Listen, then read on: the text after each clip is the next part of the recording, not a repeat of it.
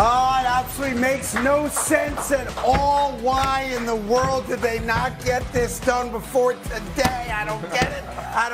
Oh, hey, sorry. I was just in the middle of talking to the guys about Saquon Barkley. Good morning, and welcome to another edition of the Carton Show. We got Cody Decker right there. We got Super Bowl champion, Mr. Greg Jennings right there. And we got Basketball Hall of Famer, Mr. Tim Hardaway. And if you are just tuning in, not only good morning, but major breaking news in the NFL. The New York Giants and Saquon Barkley have agreed to a deal. Now, stop the train right there, because it's Tuesday morning headlines. Now, most people are saying, wait a minute, you told us that you can't renegotiate a deal once you get past that deadline.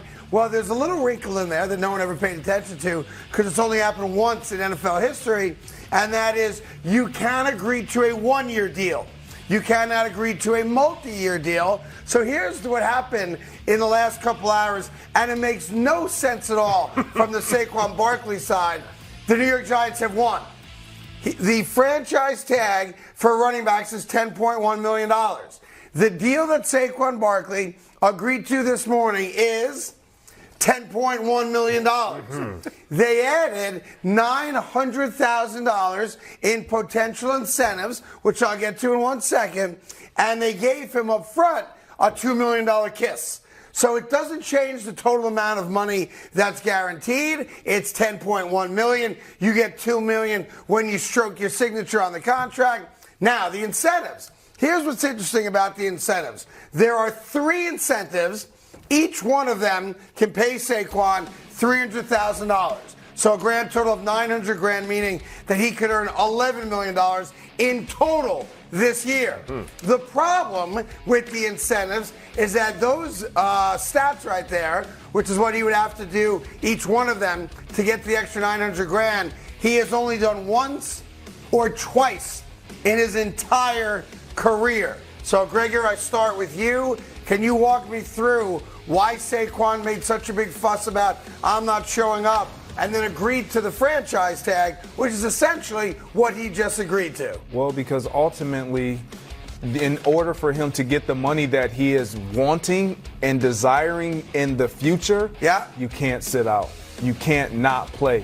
And the Giants clearly were not going to budge on giving him the number that he was asking for, that he believes he's deserving and value for. So you play on this deal. It's kind of like the Kirk Cousins method. You play on this deal. You knock this out of the park, hopefully, and you get the $11 million. Now, the incentives, I absolutely hate this, because Saquon Barkley is a huge part of their offense. I don't think it'll be a problem for him. It's not enough money for them. I know the road you're going down. It's not enough money. There you go. The amount of money that he's getting based on those numbers, that's the best running back in the game. Well, not just that. I think what you're also going, maybe I'm wrong, I apologize, is that some people are saying, oh, well, it's in their best interest not to give him the ball. It's not enough money for them to mess around with how many touches he gets, how many targets he gets, how many carries he gets, and all that stuff. If he has those numbers, he's a top 3 back in the NFL. And here's the problem with it, Timmy, and this is the thing everyone's missing again.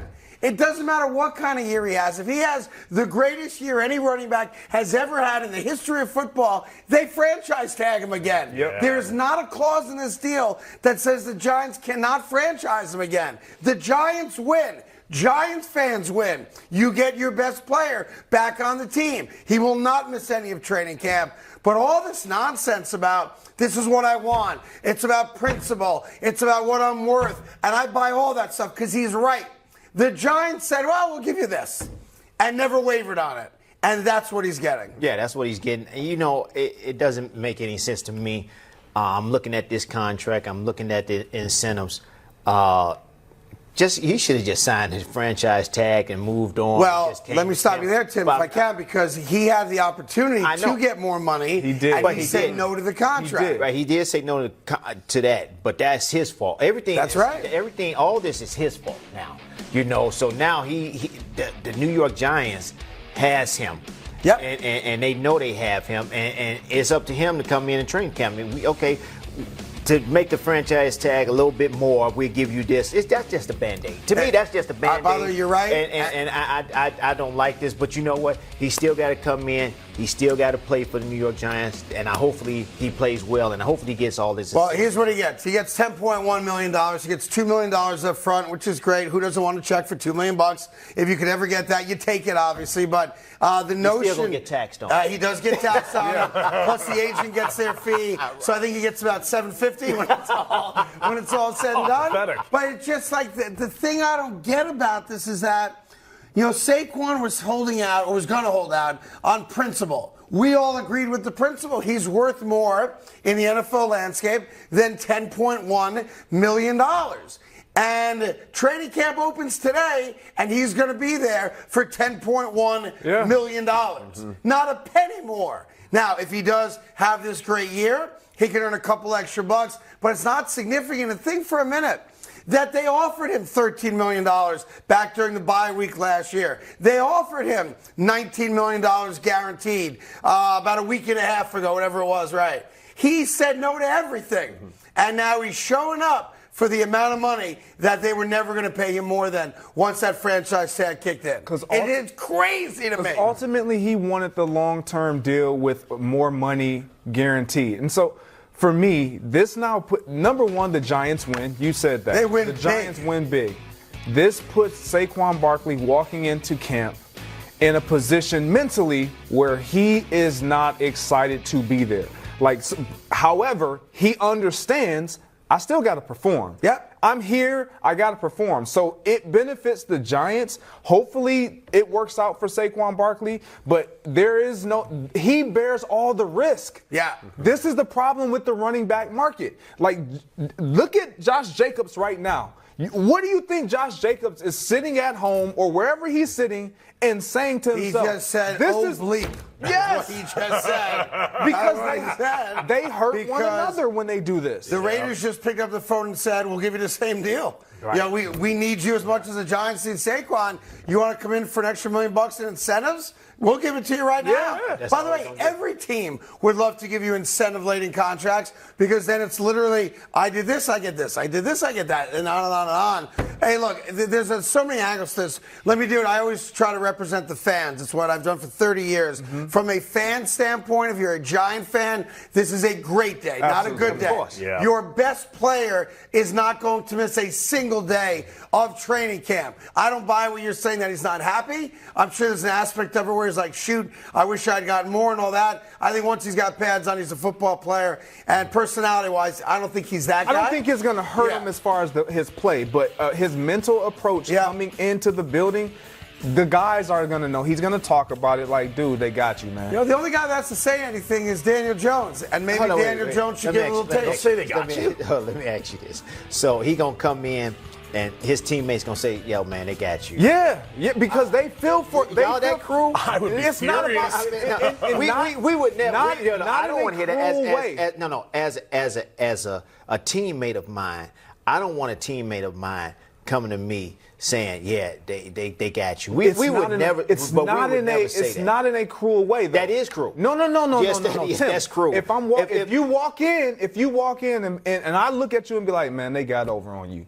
That's not a shot at you. No. You're not going to say that in an NBA. You're not going to say that because it might be a fight. Because a guy, first of all, don't want to be there. He knows that he got by the team. Right. Correct. And he don't want to hear nothing that nobody else has to say on his team except, man, we're glad you're here. Let's get to work and let's go from here. No, I'm just saying that maybe the locker rooms are different. Right. It won't happen in the NBA. You walk in and I know the team and we collectively in the locker room know that you were deserving of more. I'm going to say, not going to man, say that. yes, it's great to have you here. Man, it's messed up how they did you. He's trying to say it in a supportive way. Like, it's not I'm pumped you're here. Yeah. They screwed you, dude, but I'm glad you're here. No, that's what he's saying. But that's not healthy. All right, well, listen, here's the deal. From a fan standpoint, this is a great day if you're a New York Giant fan. Bad day if you're a fan of another team in the NFC East. If you're a Giant, if you love the Giant organization, great day for you. If you're Saquon Barkley, I look at it, there's really two ways to look at it. One, you got $10 million coming your way. That ain't nothing to sneeze at. Number two, though, I think you embarrassed yourself a little bit. Really? By going out there and suggesting how ticked off he was in that interview, that podcast he did 2 weeks ago, and I may have to consider holding out. It's my only recourse. And you see a mean Saquon Barkley, an angry Saquon Barkley, and he's talking about all the things he might do because he's been put in a spot. It took 24 hours, the opening of training camp, and you came running right back and said, yes, sir, no, sir, I'll take what you're offering, sir. And I'm glad he's back because I love watching the kid play. But what did you gain? Yeah. You said no to 19. You said yes to 11. You said no to, apparently during the bye week, mid-20s. You said no to that. You said yes to 11? What was the point of this? And I'll tell you something else about every other running back. I know you don't get a good education at Penn State, so I'm not going to blame Saquon for that. That's just the way it goes if you graduate Penn State. You know, you're pretty dumb. That being said, where are these agents of his? The agents let him down. They failed him in a very, very big way. But can I say this? His agents. They probably didn't go to Penn State. His agents probably let him down. But you know, as a parent, as parents, his parents probably came to him and said, you know what, Saquon, they called your bluff. You know, you got to suck it up. Fair enough. You got to suck it up, and you know what? You got to become a man now, and you got to eat your words, and you got to go up in there and prove the world that you're the best. You're the best. But you know what? You got to take this deal. We don't want you to miss no money. We don't want you to miss $10 million. We don't want you to sit out. That's a lot of money to miss out. I know it's going to be repercussions. I know it's going to be a lot of people talking about you. But as a man, as parents, I would be. You would tell your son, keep your lip tight, take the $10 million, go play football. Exactly. Right? You're shaking your head, Greg. I'm shaking my head because that all sounds good, but we're not in Saquon's situation. As a running back, we understand and we're seeing the shelf life is not long. The value of even what you provide at your peak is not greatly valued across the board. And so when you, as another running back, if I am your peer, and we had this call that meant nothing, 48 hours ago, big conference that literally meant nothing, and then one of the best that we deem in the business signs a deal like this, which is far less than what he could have even gotten, even though it wasn't the numbers that he wanted. Dude, you hurt everybody else. Yeah, but I disagree with you on that, and I'm with Tim on this. I know where Tim's going to go. It's not his job to get you your money. I'm not saying I would just sit out. I said from day one, any one of these running backs, it hurts them to sit out. Okay. Period. Yeah. So what you telling him to do then? What I'm saying is I would have done something that if a team is coming. You know what? I can't say what I would have done because it's easy for me to say what I would have done in this situation right now. Yes. However, there is no way I could bend over that quickly and just say, you know what? He could have spent a couple weeks in the summer not going, made it an issue, made the Giants sweat it a little bit more. But he still would have been at training camp at 10.1. At some point, he would have committed for 10.1. Right. It would have been futile because it doesn't matter. I agree. He still would have been getting paid 10.1. I will also say this. Don't know that. Daniel Jones is probably the happiest guy in America because now his 15 touchdown passes actually might mean something with Saquon Barkley in the backfield. And I'll say this, I'm just thinking about what your point there is, and I know Tim's with me on this. It's not Saquon's job to worry about every other running back because if he did hold out and he didn't play at all and he sat out of principle, not a single running back's paying his mortgage. So it's not his job to do right by everybody else. As much as I understand that, was he on the call? I don't know if he was or not. Like Eckler reached out, wanted to have a call with all the running backs. Yeah. They wanted to get together. Why? What was that for? That's a waste of time. Yeah, it was a waste of time. We have to, at some point, what they're saying, and I don't even have to be on the call to know this. Guys, we gotta stick together. Right, we're getting screwed. The deal that Eckler got, it hurt him. Now Josh Jacobs is sitting out there, leading rusher in the NFL. Look, I'm the only one that's going to really stand up for it. The only time in NFL history where this situation has happened and the player did get significantly more than what the franchise tag was guaranteeing was Edgar and James a long time ago. It has never happened before where a guy does sign the one-year deal and winds up getting a lot more. Normally, and this only happened a couple times in NFL history, it's usually what the franchise tag is. Here's the other part. Remember this. They can franchise him again next year. Oh, and by the way, they can franchise him again the year after that. So this is not going to be the first or last time we talk about Saquon Barkley being franchised. It's not the only thing going on in sports either, by the way. Oh, wow. Because newsflash, headline number 2, how about Odell Beckham Jr. announcing that this might be his last year? I think that's BS right there. I just think that's attention. And like LeBron James, he wants people to tell him. I was just about to say that. Go he ahead. wants people to tell him, oh, you can't leave us. We need you, OBJ. I'm thinking like this is my last year. I'm going to give it my all this year. And if something happens after that, we can go from there. Okay, great. He's got a 1-year deal for $15 million, can make up to $18 million. Odell Beckham Jr., like LeBron James, loves when people talk about him. That's all this is. This is not his last year, unless, God forbid, he has a catastrophic knee injury. Of course. Outside of that, you know Odell Beckham's playing. That's what he does. He just said the phrase, this is my last year, unless it's not. Right. That's actually the direct quote. Pretty much what he said, right? Yeah. So my take on this is like your priorities start to shift. Once you have a wife and you have a kid, your priorities start to shift. We've seen Odell on social media. Not for everybody. Not for everybody, but when you make as much money as Odell makes off the field, like it's not like he's going to be hurting. So he can, and what he wanted going into this next contract was a longer term deal. He only got a 1-year deal. But he did get $15 million guaranteed. He did get $15 million guaranteed. 50% more than what Saquon Barkley just got. However, when you think about moving forward year to year, we don't know if he's going to be a Raven next year. If he still decides to play, you don't want to keep moving your family around. Odell Beckham, I feel you, man. It's what happens. Much more coming up. I just want to give you one little stat just to consider before we go to break here today. For the incentives in the Saquon Barkley deal, one of the incentives for $300,000 is that he has over 1,300 yards rushing. He has done that twice in his career. His amazing rookie season and last year. Do you know what he rushed for those 2 years? He rushed for 1,312 yards and 1,307 yards. So he would have achieved that bonus by 7 yards or 12 yards in those 2 years. 65 receptions right there. He has done that once in his career, and he has not done it since his rookie season. And the other one, the 11 touchdowns, he has done that once in his career. So the incentives, as you said, would make him arguably the best running back in all of football if he achieved all of them. It's not easily garnered bonuses because he's only done it once or twice in his entire career. These are numbers that are hard to come by. No, they are hard to come by, and I know everybody's looking like, well, 1,300 yards, he can do that. Yeah, but when you have an emerging young quarterback that you're starting to see the Giants are putting pieces around. We see Waller, we see all these other pieces. Less to him. It's exactly right. Like we've seen for the first few years of Daniel Jones' career. Who is he going to feature? That guy right there. Who makes Daniel Jones better? That guy right there. Well, the more mature Daniel Jones gets, the more experience and exposure he gets, the more they trust him and are going to count on him to push the ball down the field and get the ball to other guys.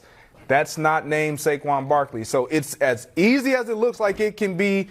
He can accomplish this, which I believe he can. It's going to be a challenge. Well, we got much more football coming your way. There are 27 NFL teams that open training camp today. And we'll take a look at a bunch of the top storylines for those teams right after this on FS1.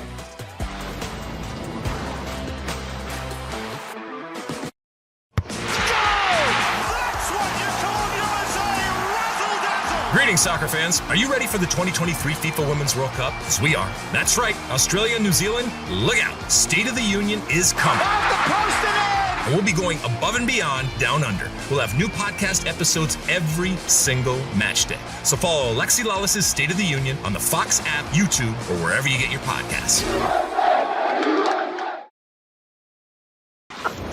All right, we got breaking news. If you are just tuning in, good morning. Saquon Barkley has agreed to a 1-year deal. Now, let's all be honest about it. None of us knew that this was even possible. I know I didn't. Full transparency. Right. Although it has happened once or twice before where a guy in a franchise tag was able to redo the deal.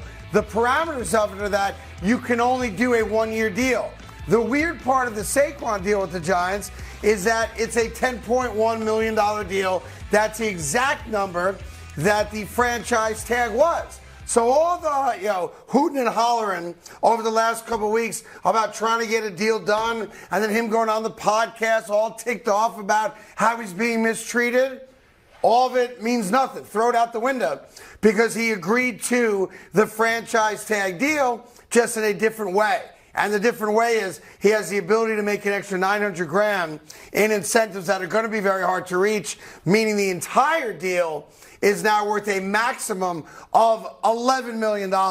Someone at some point of my day today is going to have to explain to me why you said no to $19 million guaranteed, but said yes to $10 million guaranteed. I don't understand that from a pure number standpoint. I'm also not Saquon Barkley. And the reason I bring it up is the Giants are going to franchise him again next year if he has a big year, because that's their right, and they've proven that's what they're going to do. Can I ask you a question? Of course you can, Tim. You're my guy. These guys, James, not so much.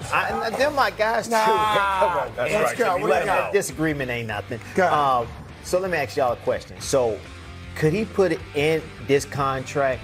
I take this contract if you don't give me. Put me He could have. They try. could have negotiated that, but the Giants did not say yes to that. I mean, could he have tried that right now? Yes, absolutely. When he did this one-year deal, I'm sure he did ask for it. He could have said, "I'll agree to the deal. You agree not to franchise me next year." There are guys who have done that. He did not do it, or he asked for it, and they said no to it. Right. Okay. So look, it's where I'm struggling with it, because Me too. The threat of the holdout made no sense, Right. Because he didn't even miss a single day, No. and because the franchise tag wasn't signed, he wasn't going to lose any money by not going to training camp. Correct. He also, frankly, doesn't need to go to every day of training camp at this stage of his career. So the one thing Tim said that I totally agree with is that if you're going to play the game, meaning I'm threatening to hold out or even sit out a season, at least get through a day of training camp.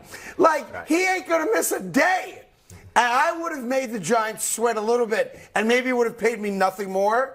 But if you sit out a week or two of training camp, fans get antsy, teammates get antsy, maybe this new one-year deal would have been for more. Can't prove that's factual, but maybe it would have been. Yeah, and in a division like the NFC East, your team was competitive last year. We got to the postseason. Obviously, if things start going awry, even in training camp, the focus is going to be there's no Saquon. Now, the team, their job is to automatically move forward, and with or without a player, Saquon could have sat. If you're talking about sitting and you don't sit, and I think this is where I struggle with it, you weren't going to lose any money. And Correct. It's still training camp. It hasn't even started. You know the type of work you put in. You're going to be prepared to play. I get it. You can't emulate football. There's no way you can do it. But you're going to be ready if you decide to end up agreeing to a deal at a later date. But to do it before they've had any potential opportunity to start sweating, or their fan base even starts to make it a bigger deal and chatter starts to get louder and louder on their end. Especially here in New York. I'm telling you, yes. It would have been every day, all day. And to me, he could have come back at any point, gotten the same deal. Yes. So why not make the Giants sweat a little bit? Now, there is one guy, unfortunately, that is very upset by the Saquon Barkley signing this morning, and that guy's my buddy Matt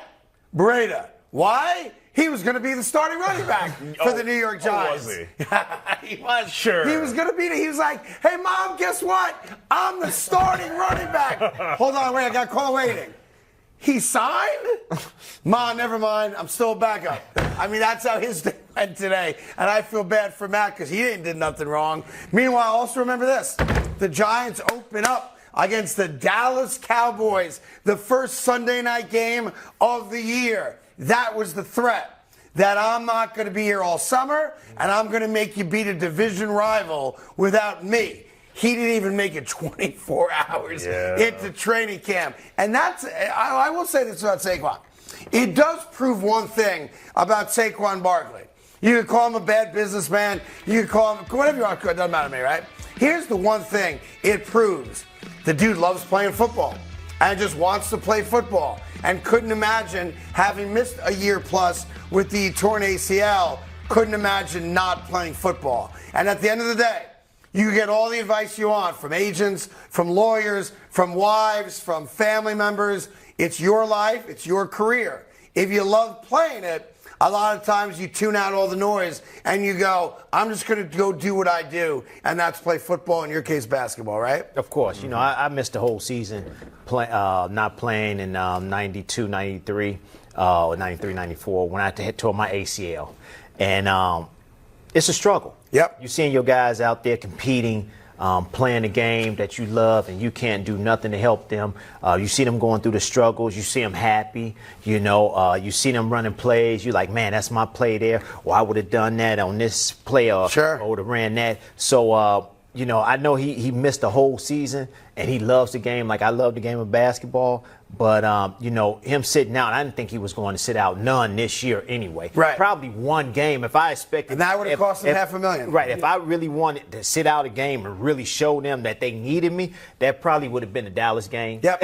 No, you're right. And that was the threat. That was the threat. But it was a BS threat because he's not even going to miss training camp. Yeah, but, you know, that's... And let me just say this, Tim. But he cares about his team. You know, we yell and scream on TV and radio about how guys do the wrong thing. They're not team guys. They're selfish. They're this and that. I will say this about Saquon Barkley. You can't say that about him because he had the ability. It was right there sitting for him. He could have made a point, could have sat out the entire summer and not been a part of anything. And he made a decision. We don't agree with the decision, although he didn't have much of a choice from a financial standpoint outside of making the $10.1 million. He made a decision that makes him the captain of the New York Giants, in my opinion. But as he makes this decision, he has to be happy with that decision, yeah. Like you said. And he has to put everything out of his mind, and all the speculation, because it's going to be a lot of why you going to come back? Why you going to come back? Why you come back? Out. But no, it really doesn't help out because it's still people still going to be talking to him and asking him questions about why you come back, even though you got that. It would help me. He can't say oh, it was $2 million that they gave me. Well, he's not going to say that. He's not going to say that. Like, but I'm just saying, if you're having a bad day, if someone goes, here's a $2 million check, right. And that should brighten your day. I feel better, right? But you know what? He just loves. I brought Cody a turkey sandwich today. Made him happy. I think he really don't let his team down. The bottom line is sitting out would have only hurt Saquon. Period. Yeah. Like just like Josh Jacobs, I get it. You can act like you're going to play the Le'Veon Bell card. Sure. And look at what happened. It didn't work out well. So for him to sit out, what does it benefit him to sit out and say, I'm not playing? He can't make any more money by sitting out. Exactly. Right. And you don't put any more recent tape on film stating that I am the best at my position. So it doesn't benefit him. Well, we all knew that. He had to play this year. That was never a doubt because he can't make any more money. So the biggest issue that I feel like myself, along with probably, and I get it, he's not making any money for all the other running backs, but he could have helped their market. Is when you sign a deal and you don't even apply the pressure that could have been applied. Yeah. With Jacobs about to do it and you doing it, it at least sends the message that we're not just going to allow you to give us any type of deal. And here's the difference. Josh Jacobs got on a plane and left Las Vegas yesterday. Saquon Barkley took a $2 million check and signed his deal. That's the difference. So maybe it's Josh Jacobs that's going to carry the weight of all the running backs on his shoulders. As you may know, the New York Giants are not the only team that opens up camp this week. 26 other NFL training camps open today. One of them, look at that. Aww. Look at all those guys camping. I don't want to camp with him. Yeah. How come Danny Jones is hiding on the left over there? He's like, don't look at me. I took all the money. Sorry, Saquon. Yeah, I can't wait for those two guys to see each other in the locker room now that Saquon's coming back. If I'm Danny Jones, I stroke him a check also. My man, thanks for showing up. He's not going to help me out. I only threw 15 touchdown passes. He's not going to do that. Unless Danny's the one that says, oh, man, they got you, huh? That's never said in the locker room. No. In the NBA locker room. All right, among the teams that are opening up camp, the Dallas Cowboys. And that, of course, brings to mind Mr. Interception himself right there. Dak Prescott cannot throw an out pass. It's just not his vocabulary to do it. Here's the question for you. I'll start with you, Greg Jennings. We're watching kind of the lowlights of his year last year. Dak Prescott. Was that a one-year wonder type of thing? Does Dak turn it around and become the rock star that the Cowboys need him to be? Or is throwing interceptions what he's all about? Well, it has to be in order for him to maintain his position. No, I want your prediction. I want you to tell me. I want to learn something right now. Yeah, am I putting the interceptions up on the board or not? No, I don't think we are. What? I don't think you are with Dak Prescott because he understands this. His career's on the line now. Like, legitimately, if Jerry Jones is saying we're not thinking about Dak Prescott in his contract, that's him saying, you got to show me that you are actually the guy that we can call on and put under center and win us meaningful games. And when I say meaningful games, I'm talking about games down the stretch in the regular season and in the playoffs. That has not been the case. And so if Dak Prescott has a season even remotely close to what he had last year, he will not be the Dallas Cowboy quarterback moving forward for the future and getting an extension. Yeah. And he will not get an extension, but he's going to be the quarterback next year because you can't trade that contract.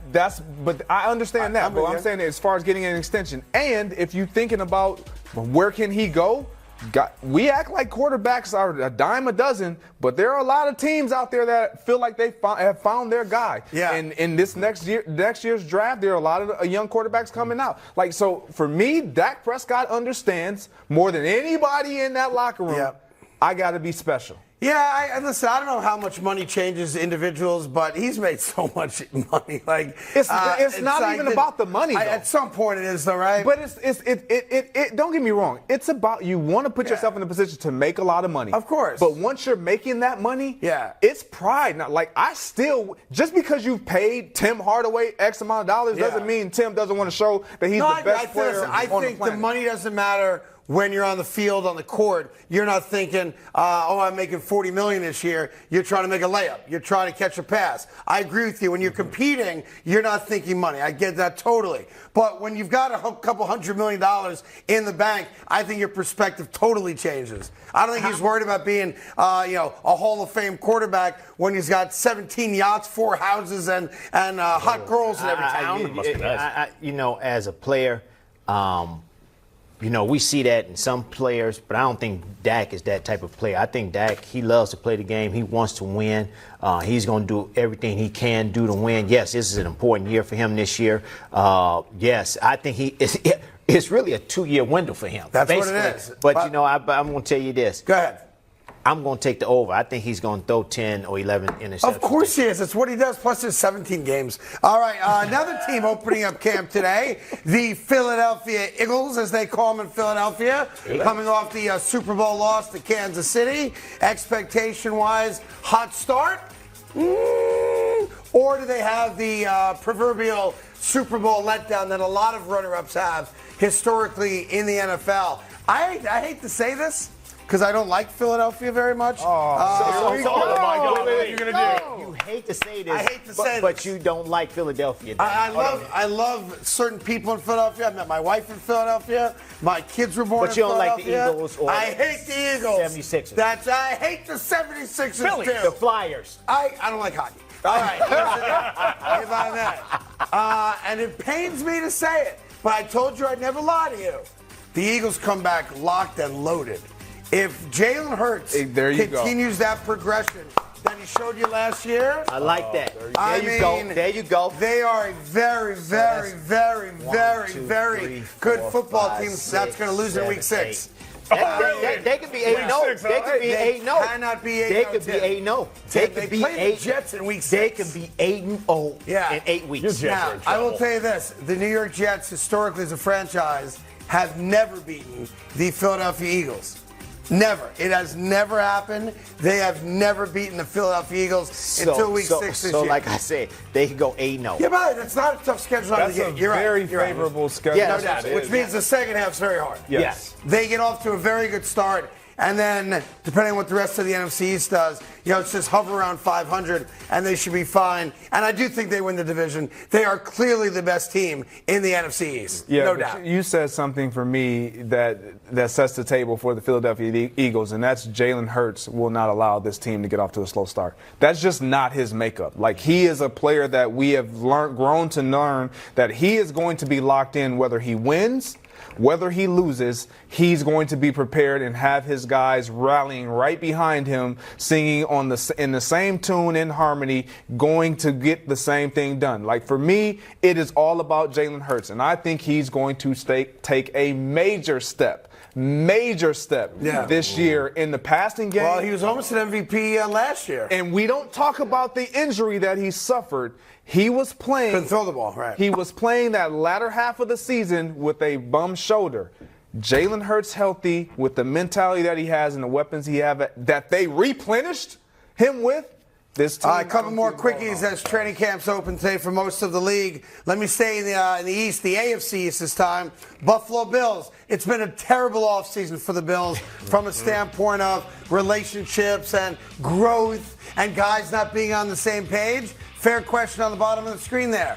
Are the Buffalo Bills, talent-wise, we know what they got. They're a playoff team, won 3 straight AFC Eastern divisional titles, but are they the most likely team to implode? I got the answer on that one. Yes. Of course. 100% yes. Because you got the coach telling you we got problems. You got the quarterback and the best wide receiver telling you we ain't getting along. They don't have a great running game. They got abused at home by the Bengals on the line of scrimmage. This is a crossroads year for the Buffalo Bills. And do not be surprised if this thing blows up quick and they falter away as the season progresses and don't make the playoffs this year. I think it's on the table, even with all that talent they got. No, I disagree. Okay, let's go to the next one then. I disagree because just like we heard, Sean McDermott talking about, he was concerned about the lack of presence that Stephon Diggs was showing in the offseason program. We just recently heard him say, I haven't seen Josh Allen is locked in. He is extremely dialed in mentally. I think he's going to be for me, again, just like Jalen Hurts is the X factor, most of these quarterbacks are going to be the X factor. If Josh Allen eliminates those red zone touchdowns or interceptions and they get points, this team is hard to beat. These are some of the guys that they lost. Yeah. Obviously, Tremaine Edmonds, middle linebacker, he was huge, but you retain Poyer. You still have Von Miller coming back, who's going to be healthy. Stephon Diggs obviously is the guy that you can trust offensively. You got your quarterback running the ship. As long as he's good, this team still has the they're going to be competitive, but I think you've got problems there that they have not had the last couple of years. So I'm not discounting the talent that the Buffalo Bills have. They are a very talented team, but they are most likely to implode, and that's all the question was. That's all it was, and that's the answer. Hey, back to the Giants for a moment there. As you know, Saquon Barkley, if you're just tuning in, has signed a 1-year deal with the New York Giants, essentially for the franchise tag, plus some incentives that can get him to $11 million. But the real question for the New York Giants as they open up camp today is which quarterback are you getting? Are you getting a guy who the Giants think is worth $82 million over the next 2 years? Or are you getting the guy that Madden Football thinks is a 75? I think you're probably getting that guy. I do too. The $82 million guy. Not that guy. That guy. The other guy, yeah. No, the guy that Madden says, he only threw 15 passes for touchdowns. He's a 75. That guy. I think it's more likely you get that guy than you get a guy that got $82 million. Now, I'll keep this simple. You know how I feel about Daniel Jones. Daniel Jones. I do love Daniel Jones. He loves Daniel Jones. And the fact that Saquon just signed That's why you're anti-Saquon Barkley, because you love Daniel Jones. I'm not anti-Saquon. You told me yesterday, I don't think Saquon should even play this year. Stop. They don't need him. They got Danny Jones. That's what you told me. Is that what you said? No, not at all. Why would you say that? Not at all. But the fact that they're putting pieces around Daniel Jones, this will be his second year with Dable. We saw the progression that Josh Allen made in year 2 with Dable. This is going to be an exciting season. Don't jump on the bandwagon late. I'm just telling you, Daniel Jones is going to be. If you look at all the quarterbacks last year that started at least 13 games. I don't care what you're about to say. I'm going to tell you anyway. I don't, because I took the time to research. Look at that. Oh, wow, look at that. Quarterbacks with 15 or fewer passing touchdowns last year, and we gave you a minimum 13-plus starts, so that's a fair representation of a season. Marcus Mariota, who, number one, might be the most boring human being on the planet. All right? I mean, no joke, like, wow. Unbelievable. Oh, I watched that quarterback game. I know exactly where you God, I wanted to punch him in the face. Wow. Yeah. By the way, Daniel Jones is the same dude, just with more money. And worse suits. And Mac Jones is the third guy there. So when you think about top quarterbacks, Daniel Jones is in the same little tub as Marcus Mariota and Macaroni Jones. See, this is why you can't always look at stats. Because you look at those stats and you're like, yeah, they're in the same tub. But neither one of those other two guys are you going to even consider paying what you did. And you don't even believe right now, if you're speaking truth, that either one of those guys are anywhere close to being the type of player Daniel Jones is. I think Macaroni Jones is the same exact guy that Daniel Jones is. I don't think Daniel Jones is better than him at all. I really don't. I don't. Mariota, you can sell me on Mariota. You can't sell me that Danny Jones is an infinitely better quarterback than Macaroni Jones. You can't. Before this, we always talk about this. You were just raving about Daniel Jones, but you can't say it on the air. What do you mean? In our meeting, Daniel Jones. I really like Daniel Jones, but because I do like Daniel Jones. He's not a top 10 quarterback. I can't say that. I can't say that because I've been on the side of now saying. He's doing to me what I did. Exactly. Right. You called me last night and told me all about this. Thank you, Cody. It was a great conversation. All right. Allow me to say this. You guys suck. All right? We got much more coming up. It's Tuesday, so butts coming up. And for some reason, and I fought with the producers all morning about this, it's not only NFL focused. So we're going to show you video of Nikola Jokic dancing in Serbia. Outside of that, right back to Saquon Barkley here on FS1. Hey, college football fans, Joel Klatt here, and I am so happy to announce my new interview series, The Joel Klatt Show Big Noon Conversations. Every Monday, we will bring you a candid conversation with the most influential voices in college football.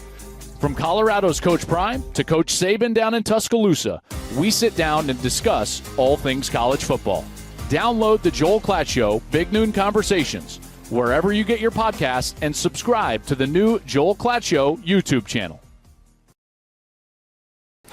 All right, welcome back to the Carton Show. Of course, Cody Decker, Greg Jennings, and Tim Hardaway.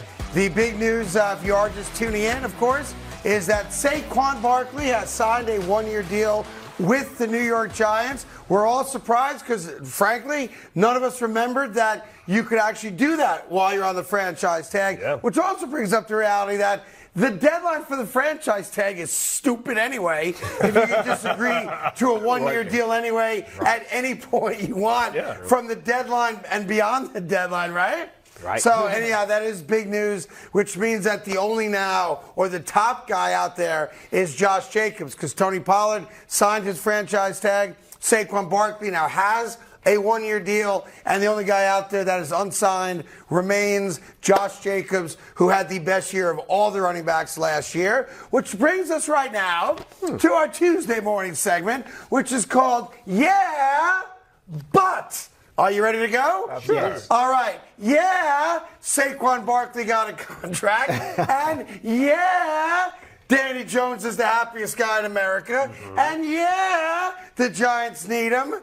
But he didn't get a nickel more than he would have gotten if he signed the contract a month ago or a month from now. Greg Jennings. Yeah, I mean, that's tough. I'm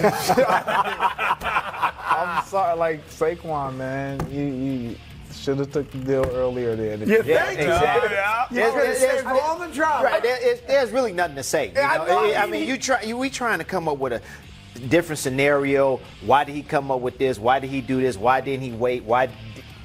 You know what? He signed. Let everybody be happy. I know a lot of people are upset with him, and But I'm just happy that he's going to be playing. I don't know if football. anyone's upset with him. I think a lot of people are scratching their heads trying to say, exactly. It's great, you're back, but what was all the nonsense about? That's what it was. You were saying that you were going to hold out on your principles and your morals. Exactly. So what happened? Yeah, if I was the host of the Money Matters podcast, I might be a little upset. I feel like you lied to me, Saquon. So he is in. He can make an extra $900,000, and to try to make him feel better about the situation, he does get a $2 million signing bonus, but that's part of the 10.1. Right, so it goes down to 8.1. It's like, hey, listen, here's some ice cream, you feel good in the moment, and then you realize that it's the same exact deal you could have gotten a month ago. You could have waited till Labor Day and gotten the same exact deal. I mean, he can make $900,000 extra. Yeah, but it's going to be almost impossible for him to get that extra money because those are career numbers that he's only gotten to once or twice in his career. And as I think Greg properly said, you have other weapons now. He's still the focus of your offense, but you have other guys now that are going to get touches. And when those other guys get the ball more, somebody's got to get the ball less. He gets it more than anybody. He's going to get it less. Just understand this. Incentives. When a team gives you incentives, they want you to make the incentives. I think the New York Giants, they put incentives in there. It's kind of look. If he makes those incentives, he had a great year. And the Giants are going to the playoffs. Yes. Right. All right, more buts. Here we go. Let me go NBA because it makes everybody upstairs happy. Nikola Jokic is an NBA champion. Yes. He's a multiple-time MVP. Yes. He hates parades in Denver, but he loves winning horse racing championships. Watch this from yesterday. That's him. I guess this horse won a race, whatever it is, right? Okay. That dude's legitimately excited. Yeah. You got a dude playing saxophone. Naturally. You got I didn't know they had electricity in Serbia. And now they got instruments and trophies and clothes. Is the guy even That's playing awesome. That's a guy that had no interest in an NBA parade, but look how happy he is when his horse won a championship race. He doesn't like basketball. He loves life, man. Yes, he loves being around his family, friends, and in his hometown. Like, I love seeing it, man. Yes. All right, let me give you another one. Shohei Ohtani is the best player in baseball. Yes. And if he gets traded, he's going to give another team an opportunity to maybe win a World Series. Yes. But not him. Cincinnati Reds rookie Elly De La Cruz is the most electrifying baseball player to watch. Now, here's the ball he hit against Milwaukee. It's deep. It may go. Robbed of a home run. Started the game. The Milwaukee Brewers did something very, very stupid. You know what they did after that? What's that? Before his next at-bat?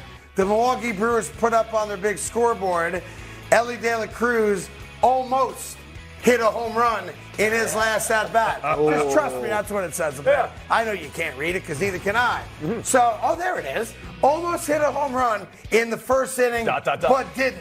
Wow. Now, I love that trolling. That was there at they stadium. That would in piss me Milwaukee, off. that's what Milwaukee did. All right, very next at-bat, Elly De La Cruz. Give him the noise, kid. Let's see what you got. Whoa! How about that? 480 feet, Codes. This ball is by the way, this stadium is a dome. He hit it out of the stadium somehow. Oh, did he? I want to make this abundantly clear. There's a roof. Yeah. He hit it out of the stadium. He hit it through the roof. The most astonishing he hit it thing right through ever there. happened at this place. I think you won a free car then, too. Yes. So good job by Elly De La Cruz. Yes, that is. Yes, that is. Let me go back to football. The Cincinnati Bengals have been to not one but two AFC championship games in the last 3 years. And they went to a Super Bowl. And they've got a lot of talent there. But don't sleep on the division because Deshaun Watson's looking like his old self. You got year 2 of Kenny Pickett. And you've got an amazing offense coming out of Baltimore. The window is closing. I wouldn't say the window is closing, but it's going to be even more challenging for them in their path to get to where they want to get to, which is another AFC championship game and potentially a Super Bowl appearance. It's going to be tough within their division. I agree with everything that you said. They have a window of opportunity where they got guys on this contract that they're not really paying, but that's about to run out. There's a lot of buts with the Cincinnati Bengals, but as long as they got Joe Burrow, what did he say? Window is always open. Window's always open. Okay, fair enough. More NFL. Yeah. Vikings wide receiver and rookie Jordan Addison was driving at 140 miles per hour. And yeah, he was driving a Lambo, so it makes sense. And yeah, he got pulled over by the police. But he has an excuse. He had a dog emergency, he said. Makes sense. Yes. Makes sense. He claims that his dog was having a health problem, and he was merely speeding to the hospital. That's what he said. I give him credit for creativity. Yeah, I'm just saying. I'm calling BS on it. Okay. But I'm giving him credit for creativity, Timmy. Let me ask you this. Go. That's great. But did the police buy it? He got a ticket. He got a ticket. He did not go to jail. I'm not even sure if the dog was in the car. To be honest. Maybe he was trying to meet the dog. Plus, he passed 7 veterinarians on his way to the hospital, which is really concerning. You got to have the right veterinarian. He didn't see them. He's going too fast. Going too fast. I'd have done it too. Thankfully, nobody got hurt, though. Correct. That's really the story. Man's dog. And I got one more for you. Yeah, Aaron Rodgers looks amazing right now in jet green. And yeah, Garrett Wilson's going to be, and already is, a great, look at that catch, wide receiver. And yeah, they're probably going to be the top QB to wide receiver duo in the NFL this year. But there ain't no but. There ain't no but on that one. But they're going to finish third in their division. There we go. There ain't no but. You're killing All me. facts. All facts. Wow. That's right. Everything I just said is a fact, and you all got to deal with it. No buts on that one. All right, if you are just tuning in, the big news, of course, is that Saquon Barkley has signed a 1-year deal with the New York Giants for a maximum amount of $11 million. The only thing that's guaranteed in there is the 10.1, which is exactly the amount of money he would have been guaranteed had he signed the franchise tag. So what is he doing? We'll try to answer that. Plus, we've got some Green Bay Packer news coming your way as well, right after this on FS1.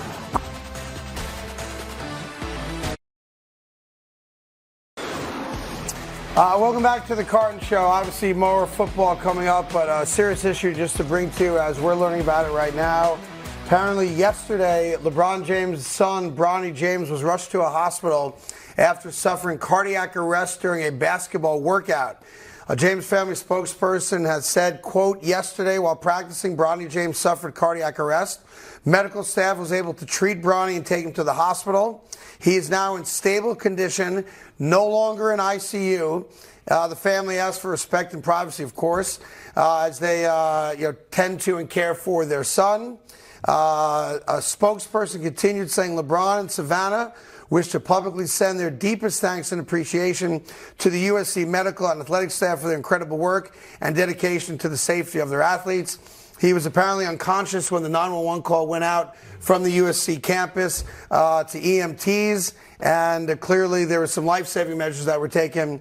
But he is out of the ICU and in stable condition. That's all we know. We're not going to speculate, but it is out there now, and it did happen yesterday while doing a basketball practice at USC. So on behalf of all of us here, of course, we send our thoughts and prayers to the James family and hope that Bronny makes a speedy recovery and is doing well beyond what he's dealing with right now. Hard to go from that to what we normally do here. We just try to have some fun and entertain you, but we're going to go back to doing what we do. If anything else comes out that we can verify regarding his well-being and health, we will obviously bring it to you. But that's the latest, and that's all we know at this point concerning the health and well-being of Bronny James. It is a football day because 27 teams open up camp, which brings us to First in Football. Saquon Barkley, again, I know it's crazy because none of us thought this could happen, has signed a 1-year deal. It is not a franchise tag deal,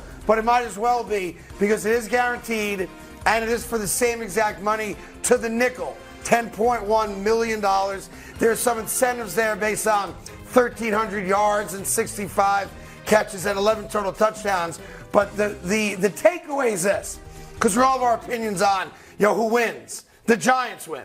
Giant fans win, and the New York Giants, trying to improve upon a playoff win last year, now have the most important piece to that puzzle in training camp season. Let's go. Yeah, and the contract aside, the fact that he's in the building and they have an opportunity, like you said, to build on what they established last year in a season where none of us expected that team to be as good as they were and make the postseason. This is what everybody wants. If you're a Giants fan, if you're in that locker room, if you're coaching, all of the above, everyone wins now, including Saquon, if he's able to continue to go out and be productive and his team. And let's say one other thing about it. We all have our opinion about what he should have done, what he didn't do, what he did do. I'm just thinking about this during the last commercial break. If Saquon Barkley is content playing for the New York Giants for $10 million, good for him. Yeah. Yes. Like, it doesn't matter what we think. Right. If he's okay with it and he's going to go out there and bust his rear end, which we know he's going to do, then why should anybody else be upset about it, right? It's his life. Yeah. It's his bank account. It's his money. So from this point on, no more criticizing the stupidity of not getting a deal done prior to today. Are you okay with that? I'm great with Are it. you okay with just I'm good. them words coming out your Yeah, mouth? I'm the guy who said no, it. No, Yeah. no more. No more. Okay. After today. No.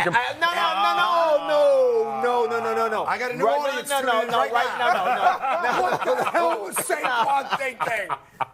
I'm just saying, but at the more thing about it, I mean, we have opinions on it, Yeah. which we're paid to give you. Right. And I know there's going to be a lot of chatter back and forth today about how this deal got done. Why is it getting done? Why didn't Saquon make the Giants sweat a little bit and use the only power he had left? But if he's okay with it, I guess I'm okay with it. Yeah. Oh, so you going to stop that right now? What time does the show go to, Jacoby? 12? 12. At 12 o'clock, At 12 I'm done. o'clock, you done. Not Yeah, right now. Listen, if he's happy, I'm happy. I Okay. love that kid. Right, I like him too. Every team needs a Saquon Barkley. All right, second, and football. Let's go to the Green Bay Packers. Mark Murphy says, I'm going to read it to you in case you can't read for West Virginia. I'm comparing a little bit to Aaron's first year as a starter. Blah, blah, blah. He needs half a season for us to figure out exactly what we got. You were there when Aaron Rodgers took over the helm from Brett Favre. Did you need 8 games? I didn't think we needed 8 games. We kind of saw it earlier than 8 games, but maybe that's the case from Mark Murphy's perspective. I think if I'm a Packers fan, that's concerning to me. Yeah, I want to hear he is the guy. Yeah, right. Well, I think it's fair what he's saying. I just think there's a level of impatience when you are a fan and you've been rewarded with this quarterback play from Brett Favre straight to Aaron Rodgers. And as a player, we have confidence. As players, they have confidence in Jordan Love, but it has to translate not into just wins, because we did not win our first year. We went 6-10. Right. Like, that was not a successful season for us. But as Packers. he threw for 4,000 yards and 28 Absolutely. touchdowns. 2 receivers over 1,000 yards, a running back over 1,000 yards. Like, Aaron Rodgers played very, very well. I mean, your defense must have stunk. We just didn't know how to win games yet. How do you have that kind of year and not win more than 6 games? Yeah, I'm just going to say the teams that we played were really good. Let's just say. That's what it is. It is national football. Here are the first 8 games that Jordan Love gets to play. Chicago Bears, Win. Atlanta Falcons, Win. New Orleans Saints, Detroit Lions, Las Vegas Raiders, Win. Denver Broncos, Minnesota Vikings, and the Rams. Not crazy tough. No. Acknowledging that every game's hard in its own right, but that's not like a, oh my God, we're screwed. Yeah, the toughest games that they're going to have are in that first The 9 divisional weeks. games. Absolutely. Yep. Chicago The divisional Bears. games. No question. You can't, because they have it's realistic that they can go from 3rd in division to 4th in the division. No doubt about that. I don't know. I'm not going to say they can't win the division. I don't believe they do win the division. No, I don't think there's enough talent there. And I would also tell you this, that when you take a look at your Chicago Bears, who have famously been owned by Aaron Rodgers and the Green Bay Packers, I view that game, that's huge for the Chicago Bears. It's very Bears huge. come out of the gate with this, they're not going to be great this year, but they're going to be better because they just have more talent on that roster. We got to win that game. If the Bears beat Green Bay, we got to win that game. Yeah. We got to win that game. Yeah. No. We have to win that game just to have confidence in ourselves. That's right. Something Think the Hall about of the Fame difference game. in those 2 towns. Chicago, going to be lit. Green Bay, they're going to be trying to trade Jordan Love as quickly as they possibly can if you lose to the Chicago Bears in week 1, right? Jordan, you'll be good, man. Hey, I'm just saying, we just need confidence for ourselves. This is, Cody. Yes. This is not the Hall of Fame game. This is not a preseason game. This is a real game. Yeah. Game 1. Yeah. We got to win that game. Much like the Jets have to beat the Bills in week 1. Same thing. We got to win that game just for self-confidence. Yep. All right, let me go to third in football right now. Correct. I think I'm going to the Detroit Lions. No, we're going to Trevor Lawrence, of course. Trevor Lawrence has apparently broken into the NFL top 100 players. He is 96 now. The only reason I even acknowledge this list is that the players vote on it. But I do want to give you one caveat to that. How? And you can speak to this better than anyone, Greg. I have been in an NFL locker room when the players vote on things like this. And it's usually a collective. Like, hey, I went to college with that guy. Make sure you vote for him. Who do you want me to vote for? There's a lot of that goes on. Is there not? That was the Pro Bowl. The Pro Bowl voting was terrible. You're absolutely factual when you say that. But Trevor Lawrence, I would think he would be a little bit higher. I don't have a problem, honest per se, that he's 96 because this was his first year really coming out. And just to put him higher than 96, I think this is a great starting point. But he's definitely not going to be anywhere close to 96 after this season. Much higher. Yeah, look, it's a silly poll. It just tells you how players feel about their fellow players. And Trevor Lawrence, you guys just saw the stats. Look, he won a playoff game last year. Yeah. Right? I mean, that was a team that was, 2-6 out of the gate. And all of a sudden won 8 out of their last 9, 7 out of their last 8, and made a run. And by the way, if you go back, gave the Chiefs all they wanted. Now, obviously, that's the game that he got hurt in. But they were right there nip and tuck with Kansas City, even up until the injury to Patrick Mahomes. Did he really win that playoff game, or did another team? The Chargers gave it away, you're saying? A little bit. He made a lot of big throws in the second half. In the first half, he tried to lose it. No, he did lose it. The second half, he came back I think with a vengeance. San Diego could have done a lot better in the second half. hand the ball off. Right. And punt. Exactly. And that's it. Exactly. I think Trevor threw 9 first half interceptions, so you are right. It was close. So about him trying to give that game away. I turned the TV. That's You're like, that game's over. Yes. All right, let me go to fourth and football. Speaking of Patrick Mahomes and the Kansas City Chiefs, Patrick was asked about the Chiefs being a dynasty, the D word. Oh, what did he say? Here's what Patrick said. Go ahead. I don't know. I think we're the beginning of one. I think in dynasties, I always say you got to win 3. And our job is to do whatever we can to win as many as we can and not have any regrets we step off the field. And I think if we keep the mentality that we have, then we can look back at the end of our career and then we can decide if we're a dynasty or not.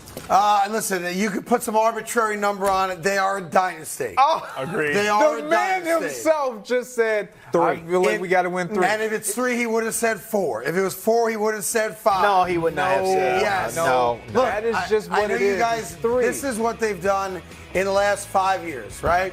2 Super Bowl wins, 3 conference ties. I mean, you see it for yourself. They are right there on dynasty, they are guys. on the cusp. And I know you guys disagree with me. I agree. But the best example I can make, the Buffalo Bills were a dynasty. No. They didn't win the Super Bowl, but they went to 4 straight. They were a dynasty. This just proves that you only care about trying to be right, because Patrick Mahomes actually is the head of that team. Yeah. And he was a part of all of what you just showed us in those stats That's and right. those numbers. And what did he just say? What do you want him to I say? believe we have it takes 3. If he comes out and says we're a dynasty now, everyone's getting on his ass about being cocky and arrogant. We are living. And you right would have because been too. He has a legitimate stance when he said, Yes. if he wins 3, everybody's going to say, No, they're a they're going to dynasty. say it's not a dynasty till you win 6. Tom won 6. no, Tom got 6. No. Yeah, you don't need. Who came up with this? Was there a meeting I wasn't invited to? Yes. Who came up with an arbitrary number that you need 3 to be a dynasty? I don't know. That's a dynasty. You need at least 1, don't you think? He said it himself. So you just discarding what he said. Carton is discarding. That's right. exactly right. What the man said about his own team. Listen, what's he, an expert on dynasties? Are you? Huh? Are you? Yes, I am. No, you're not. You just said the Bills were a dynasty. The Bills were a dynasty. They never won a championship. Again, because you guys have this crazy fakakta definition of what a dynasty is. Wow. Yeah. Winning usually is on the list. And the Bills won more than anybody for a decade. No championship. What did they win? Nothing. What did they That's win? You know what? But and no. that's the problem with sports media. What did they win? Bunch of shock jocks that can't What accept did teams they win? that try really hard. Are you big on the NBA trophy for What did most they wins win? in the The season? Buffalo Bills? Yes. They won the AFC 4 consecutive years. That's Went to great. Super Bowl Amazing. 4 consecutive years. Incredible. Guess who's not done that? Tom Brady never did it. Patrick Mahomes never did it. I'll wait for your response to that. Yeah, they have Super Bowl win Yeah, that's a good rings. point. They do. That's what I was about to say too. But That's a tough argument for me to win right there. If you are just tuning in, this is not a tough argument. The New York Giants got better today. Saquon Barkley has agreed to a 1-year deal. He will not miss a single practice this summer. And the Giants and Cowboys Week 1 is on like Donkey Kong. Saquon Barkley is signed after this.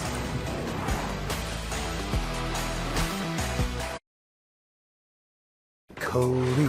Welcome back to the Carton Show on FS1. Time for your mid-show headlines. And headline number 1, the Giants and Saquon Barkley agreed to terms on a new 1-year deal worth up to $11 million. It includes a $2 million signing bonus and $1 million worth of incentives. Craig, does this Saquon deal increase pressure on Daniel It's almost like they Jones? treated him like a kid. Like, you ever have, I know you don't have children, but you guys do, where your kid's having a bad day, you try to make it better by giving him ice cream. So he gets the ice cream up front, but you still got to do your homework later, right? But you just change the dynamic of the day. So he gets the same amount of money he was going to get on the franchise tag that he refused to sign. I made a big deal about how he's being disrespected and he knows his value and he knows his worth. And I'm not playing for that.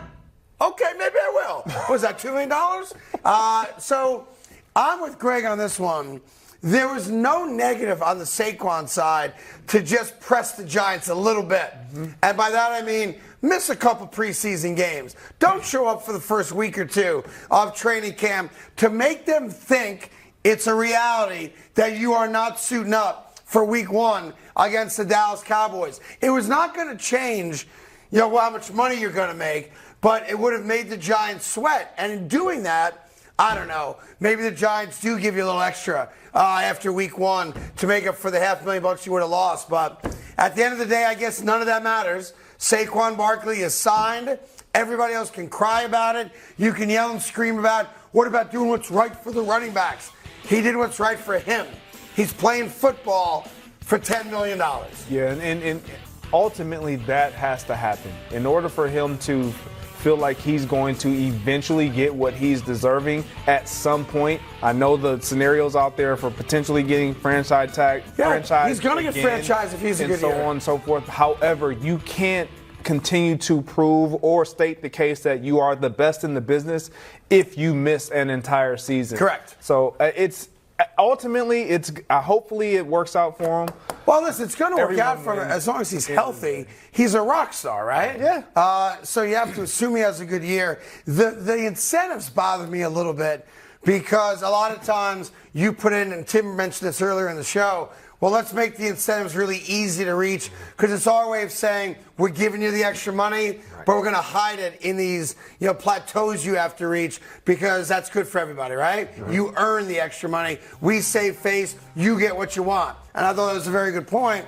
The problem is that he's only done those things once or twice in his entire career.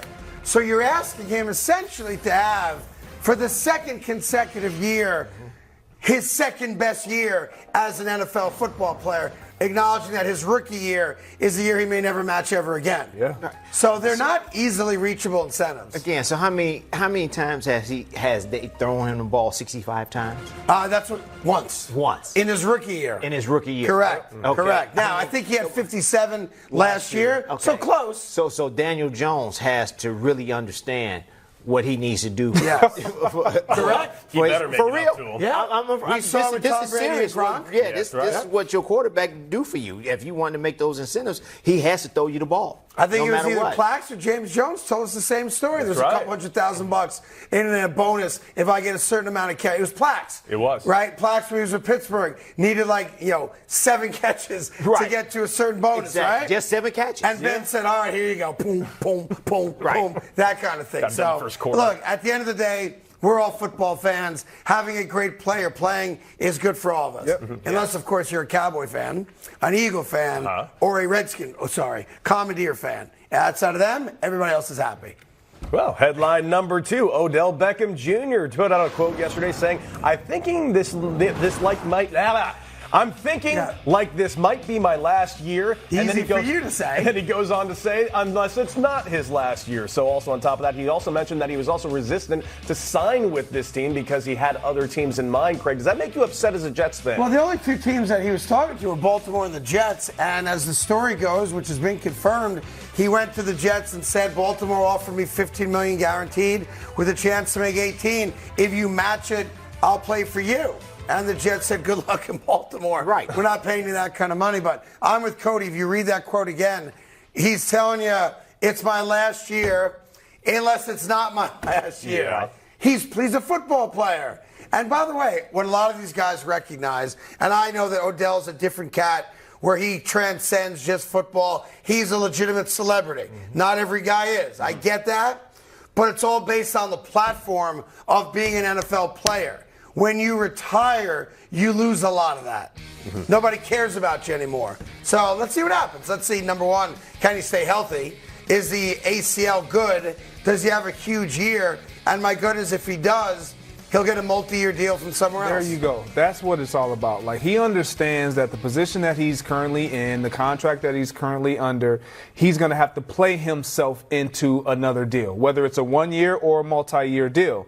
If that happens and the numbers are favorable, yeah, why not? Why not take that? Why walk away at that point? If he has a good year, he's going to get a lot more money. Yes. And you take the money. I don't Yes, know if you he'll take the money. get a lot more money because he's aging and they're going to always label you with something, but you'll have an opportunity to continue to make this amount of money. Yeah. Like, as much money as he probably has made off the field and he will continue to make, it's nothing like having Look, I've learned a lot of things from doing this show and sitting next to the great Tim Hardaway. And the one thing I've learned, especially recently, is, as Tim always tells me, take the money. Take the money. Take the money. If the money's on the table, take it. Take the money.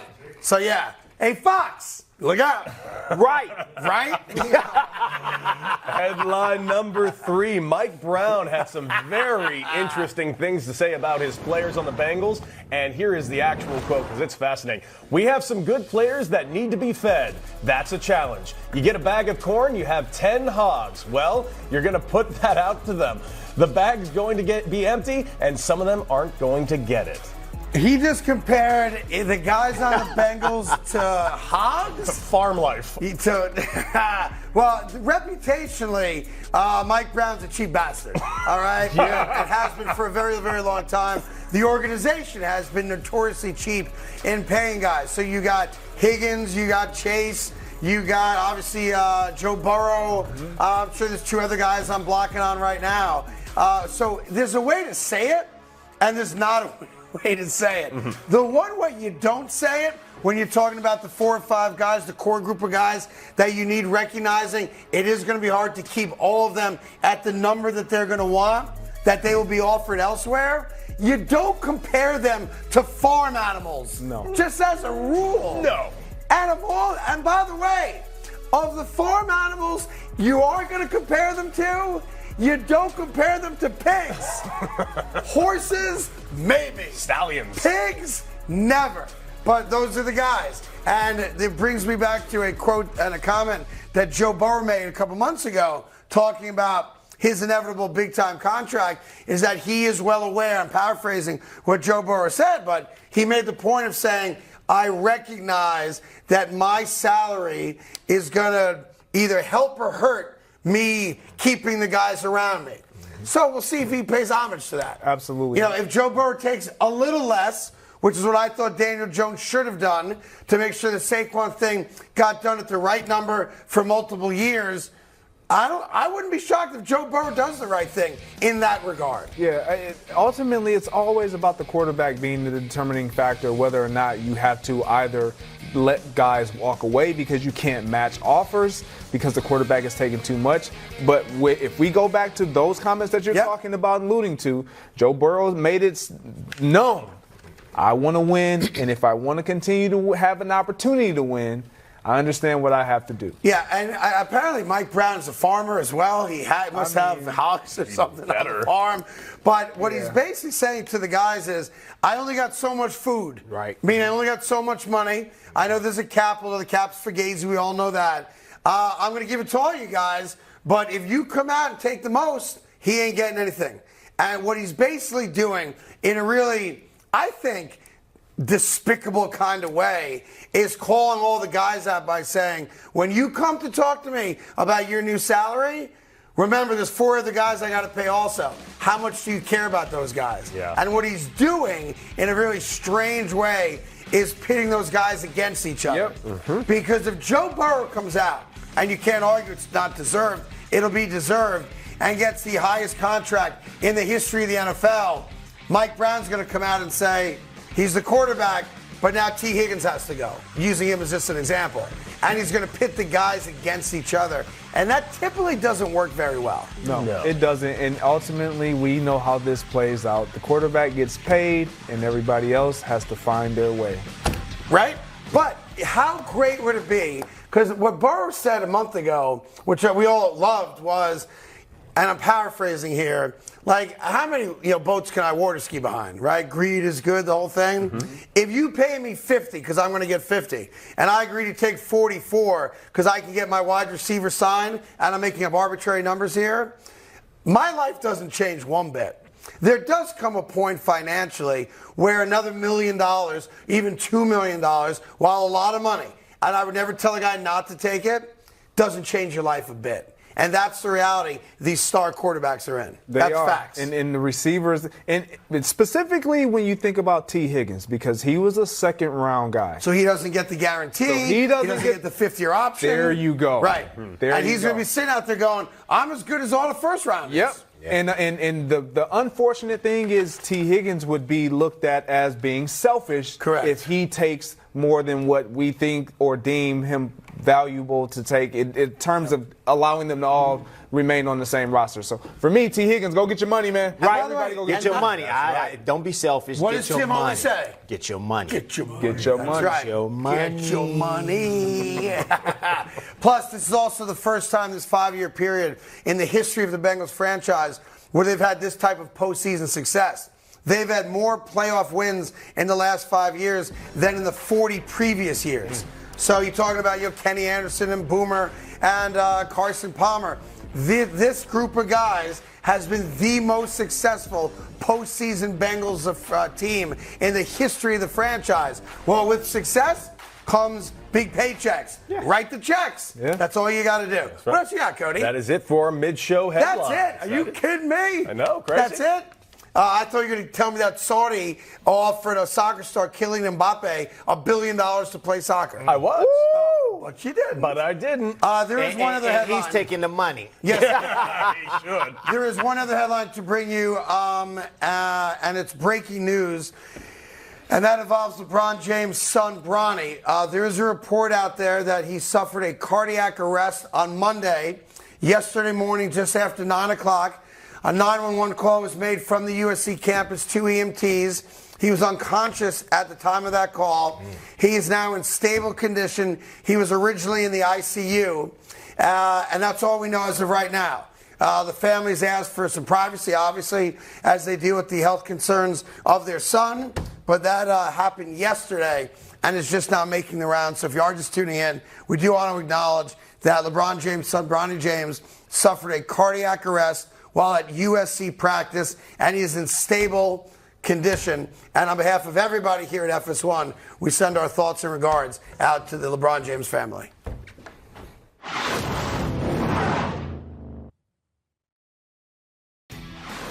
Just seems like one of those days. We have more breaking news today. Jaylen Brown has signed a 5-year, $304 million supermax extension. It is fully guaranteed, Tim Hardaway. Of course it's guaranteed. He is now the richest player in NBA history in regards to value of contract.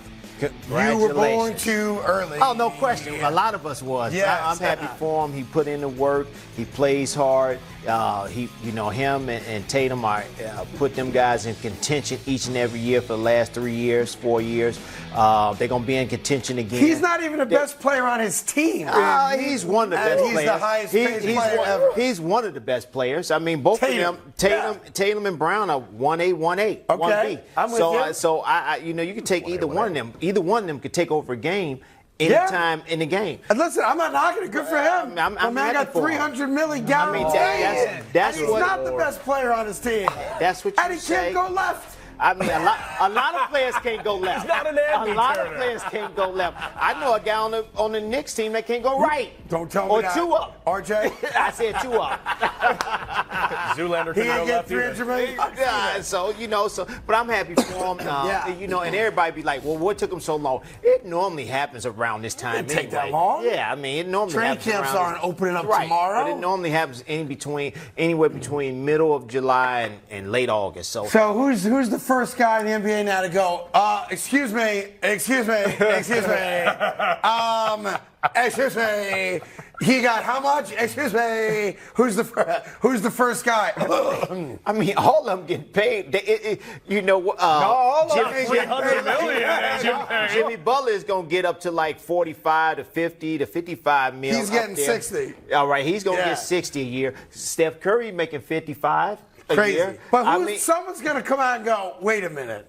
He's not the clear-cut best player on his own team, and he's got the wealthiest contract in the sports history. Well, someone's going to be bitching. Maybe they need to go back to the collective bargaining agreement. Go ahead. And talk about if you're the best player on your team, and you should get this amount if you are 1, 2, 3 all NBA team. Right. But now part of that extension is because he was all NBA team. Right. You have to be on that list. You have to be on that list. And now you got to play 65 games to be eligible. He's getting that money. Yes. No matter what. No, he got it. Yeah, he got it. Now you got to be 65 games eligible. To be eligible. But I think he played over 65 games. I'm just saying moving forward, if the Stars are going to go with load management, one of the reasons they put that 65-game minimum in is we want to see more of you if we're going to pay you that kind of loot. Exactly. Someone's got to be ticked off, though. Yeah. But they could be as much as ticked off if they want to be. That's the way it is. Now That's let me ask the way you a question. Do you go into a locker room and say, you got them? No, you go into the locker room and say, where to get that bag? Yeah, exactly right. That's you right. Congratulate you for that. Congratulate them, but do you don't do a dance or no? They might do a dance. I don't know. Dancing. I don't know if you do a dance. Me personally, you're not gonna dance. But if your friend is dancing, your teammate is dancing, you dancing at home.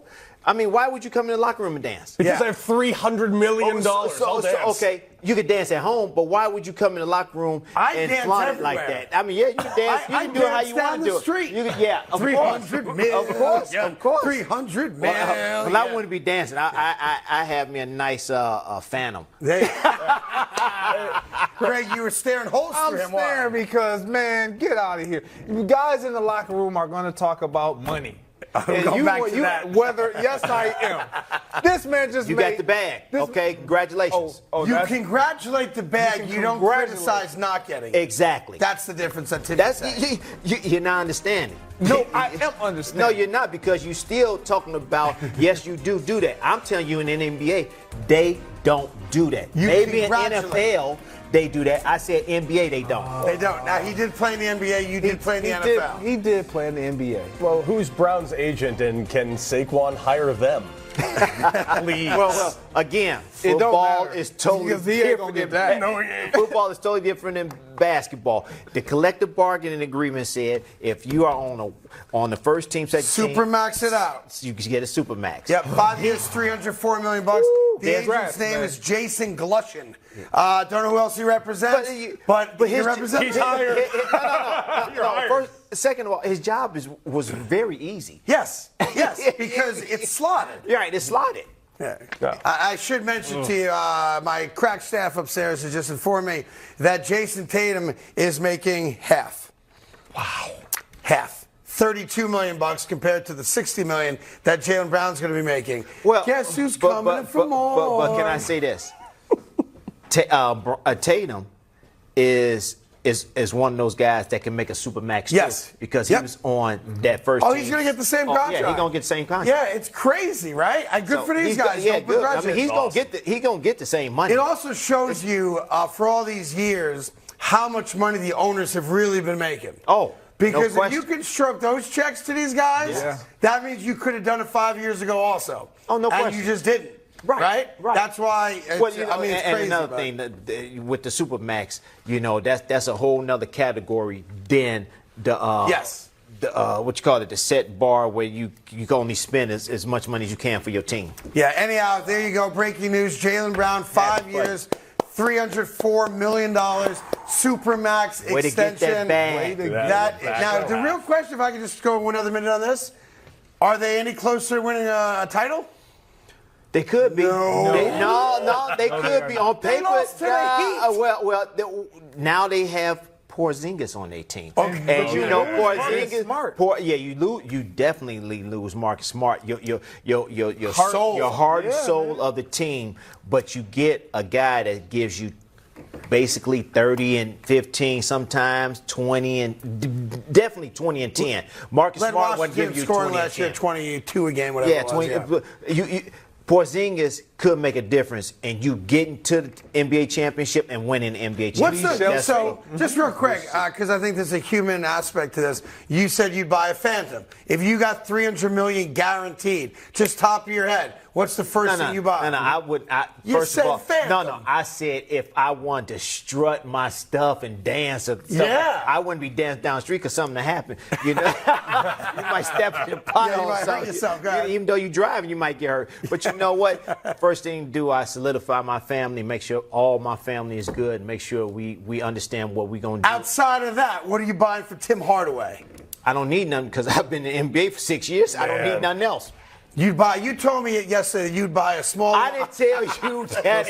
I know exactly what I'd buy myself a small little piece of land. That's all. I mean, New Jersey?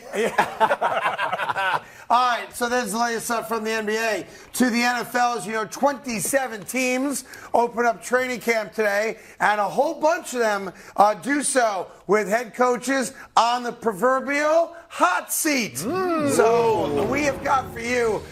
Look at that guy dresses up nice right there. There we go. We've got the top 5 coaches in the NFL. Can I say something? Do we use Dak Prescott silhouette for all these? It does look like Dak Prescott. Don't ask questions we don't want the answer to. All right, here we go. You guys ready to go? Yes. All right, we're going to number these. These are the top 5 NFL head coaches that are on the hot seat. Okay. Number 5, LA Chargers head coach Brandon Staley. Yeah. Made the playoffs last year. Embarrassed yourselves in the second half. Threw the game away against Jacksonville. You're bringing a new offensive coordinator. Make it or break it for this guy. Yeah, he's made some questionable decisions as far as managing the game. Obviously, he's under one belief of, I'm going to go for it on fourth downs more than I'm not. Right. You live by it, you die by it, and his team has been hurt with those decisions that he's made, but he has to win. Now it's time. You got a great young quarterback. You lost in his first playoff game. You got to win. Now, I would even say for him, you got to win a playoff game. Yeah. It's not just, hey, you got to make the playoffs. You got to make it and win a playoff game this year. You've got a generational quarterback, and you're wasting him in his prime right now. Number 4, I think this is an obvious one. Maybe not where I have him on the list, but it's clearly obvious. Dallas Cowboys head coach Mike McCarthy. I know that Jerry Jones said he loved him, and the losses aren't on him, but now it's on you.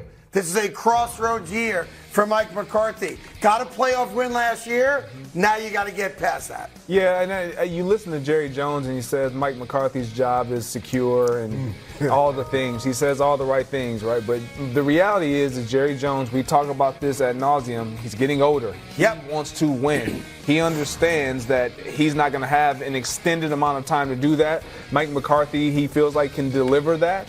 And this is a year where they still have a great roster on both sides of the football.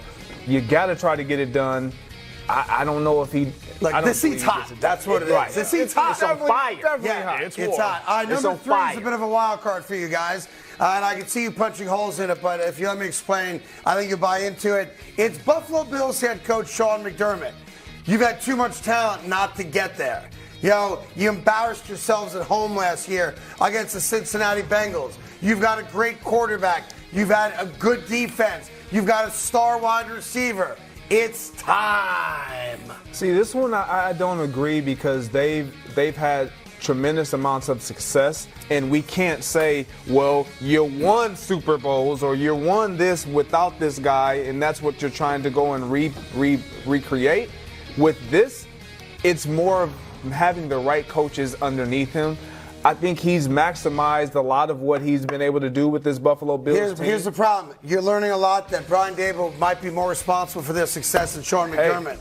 Because Brian Daboll leaves, Josh Allen's play went right downhill. Which is why I say it's more about the guys underneath him. All right, let me go to number 2. It's a tough one for me.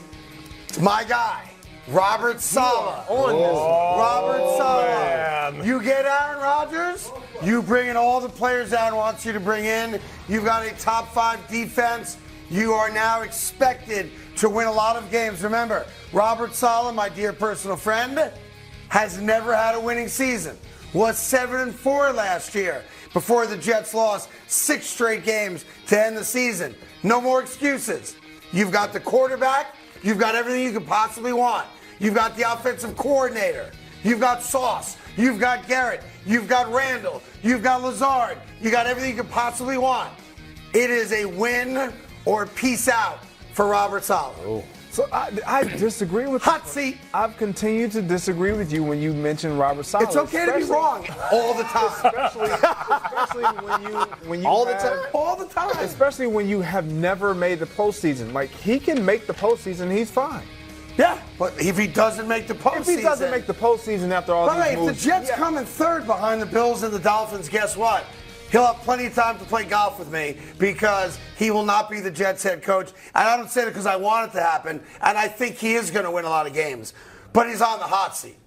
They can come in 3rd and still make the playoffs. 3rd's unacceptable. You know that. Come on. 3rd place. In your eyes. No one cares about the placement in the division. Yeah, we do. As long as you get in the dance. As long as you get in the dance and then you let me be very clear. As a fan who never played the sport, yeah, we care. Yeah. Coming in 3rd place and winning a wild card game, unacceptable. All right? And winning a wild card game? Unacceptable. Wow. It is AFC Championship game or bust. Robert Saleh's on the hot seat, which only leaves one guy. Okay. One guy who's on the biggest hot seat in the entire NFL. And his name is Bill Belichick. I knew it. Okay. Bill Belichick. Robert Kraft's had enough. 3 years, no playoff wins. Don't look at me crazy. 3 years, no playoff wins for a franchise that's got 6 Super Bowls in the last 2 decades. It's over. The mystique, gone. Over and gone. If the New England Patriots do what I think they're going to do, which is come in dead last in the AFC East, bye-bye, Bill. Yeah, I think that's hard. You come in dead last, and I think a lot of times Bill Belichick will always be given a pass because of his resume being out in front. And us always saying, well, he has this amount of Super Bowl wins for this organization. But in this game, you know it, we all know it. It's about what have you done for me lately. In the last 3 seasons, or last 2 seasons for sure, he's failed his team.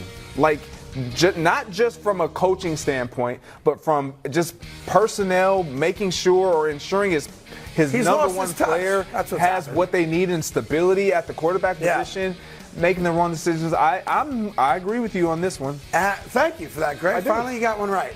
There is an asterisk, because I know a lot of you are watching this saying you left the obvious guy out. So we do want to acknowledge that Todd Bowles will be fired by October. Oh, my. Okay. So that's like, I didn't put him on the list because that's already happening. He will not make it to Columbus Day, your favorite holiday, Timmy, I know. Todd Bowles will be fired by Columbus Day. What a run. That's a wrap. Is that's that just a lot. in your contract? Todd Bowles is going to be fired? No, I haven't liked Todd Bowles. A great deal. I know. You say this every time. But I do. He's a very nice man. But he's just a horrendous head coach. He's a good coordinator. He's just not. He's like the Norv Turner of today's football. All right, coming up, We got First in Football, and we got mid-show headlines. There's a lot of breaking news stories today from the NFL and from the NBA. We'll give them both to you right after this on FS1.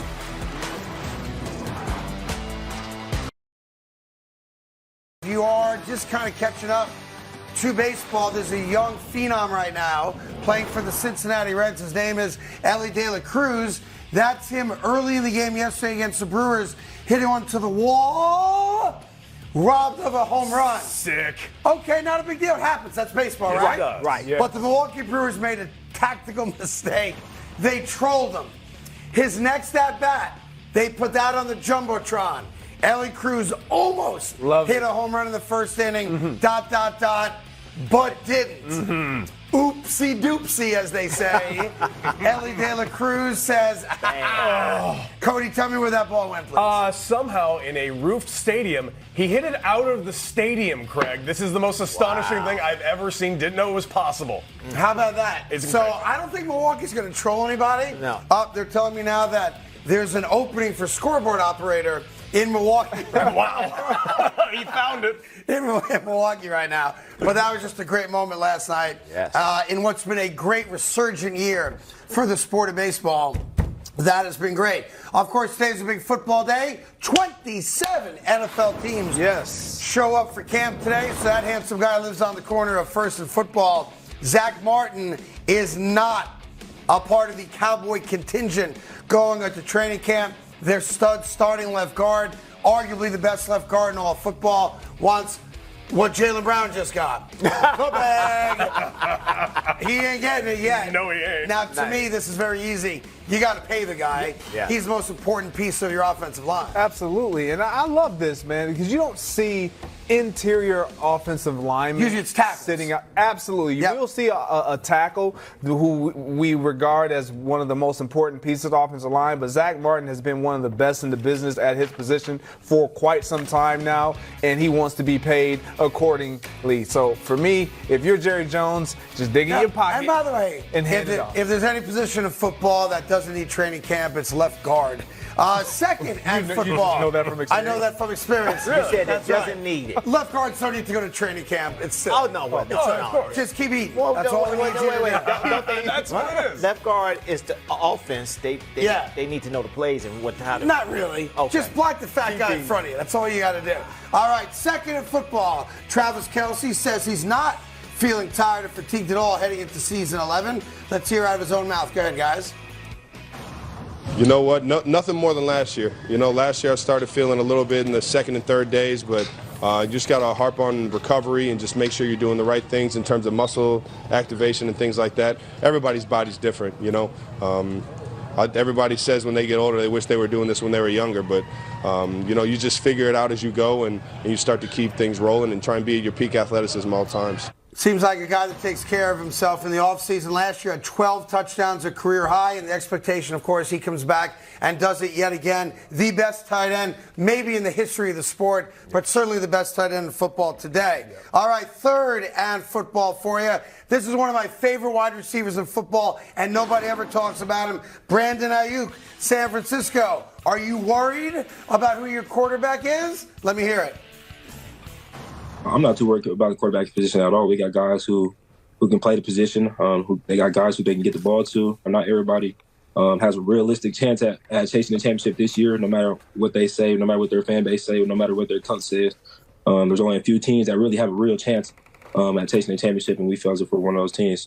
Yeah, look, they are one of those teams. It's them and the Eagles in the NFC, at least on paper today. The AFC, it's Kansas City and a group of other teams, Jets, Bengals, etc. But you're a wide receiver, obviously. Brock Purdy's the guy, but he did make an interesting comment there, and that is, we got a bunch of guys that can throw the ball around here. Sam Darnold's a backup now. Obviously, Trey Lance, healthy, but not really expected to be a big part of their plans. What do you think from a wide receiver spot? Is it uncomfortable recognizing the quarterback turmoil or no? It can be. I think he's in a unique situation. He obviously has one that he would prefer. And if I'm him, it's probably a guy like Brock Purdy, who we saw target him a lot more going down the field and utilize his skill set. But for me, this is the one team in the National Football League that you can have any quarterback, and your receivers are going to pretty much have pretty much the same level of production, maybe slightly more if Brock Purdy is your guy. I just think there would be more design runs for a guy like Trey Lance and things like that, which takes away from guys getting the ball at the receiver position. And fourth in football, I don't know how many times I got to tell you folks this, you cannot bet on NFL football games if you're an NFL player. Nope. Another player goes down on indefinite suspension for Broncos defensive end Ioma Uwazurike. He gambled on NFL games last year. He was caught by the NFL, and now it's an indefinite suspension. It's a simple rule. It shouldn't be that hard to follow it, unless, of course, you have a problem. I do, as a compulsive gambler. But you just have to understand the rules of engagement. If you wager on NFL games, you are going to get caught. You are going to be suspended. He's out for the year, maybe more. Yeah, this is something that I think the NFL is going to have to truly kind of hone in on and police a little bit better, simply because we're seeing too many guys fall to this. And why I say that is because there are so many avenues that these guys have at their disposal where they can gamble on these accessible. games. Like fantasy football. And for a lot of these guys, they probably are under the understanding of or the mindset that fantasy has to be okay. I'm not actually gambling on the game. I'm really gambling on a player or putting money up to try to win a pool. So I just think there has to be something to where the NFL has to address it a little bit better. Well, I think it's pretty clear. You can't gamble on football. Well, I mean, ain't that difficult? I'm the same way. They tell you you can't gamble on football. Mm-hmm. You can't gamble on football or you're going to lose Totally a year. understand that. I mean, you know what it is? Some guys think that they could beat the system. It's always guys that think they can beat the system. And you see guys go down each and every week. And you know that you have gambled, you know they coming for you. Mm-hmm. If you have gambled, you know you're next. Your name is actually in a database. You're next. And it's just a matter of time before they get you. Don't do it unless you want to lose that money. You don't get that money back. I don't understand it. You don't understand it because you're not a gambler like that. But when you have done it, typically when people think that they can beat the system, it's because they've beaten it. You don't just naturally just wake up and say, oh, yeah, I'm going to beat the system and have not done it before. It's going to always catch up. It's one, possibly, in their mind. It is now, and I can tell you as a fact, because I live in this world, every single NFL player, and for that matter, every sport, their names, once they are an active player, go into a database. That database is shared amongst all the gambling operators, and there's an independent company that flags those names if they ever sign up for an account or have an account or there's any action. The weird thing in the NFL is that NFL players are allowed to gamble on every other sport as long as they do not do it from the team facility or any team property, which mean, like the jet going to a game, a team bus, etc. So they're allowed to bet on NBA games and baseball games and hockey games. You're not allowed to bet on football games. The rule is very crystal clear on that. And every year, there's going to be a handful of guys that don't follow the rule, think they're not going to get caught. Maybe they're in trouble. Maybe they've gotten to a bad place, but they are going to be suspended. None of you are going to get away with it for as long as you think you might be able to get away with it. It's a sad reality, but this young man's career is now in jeopardy because he wagered on NFL games. Coming up, late show headlines. Saquon Barkley, yes, has signed a contract. Jaylen Brown has signed a contract. Yes. We'll give you the details right after this.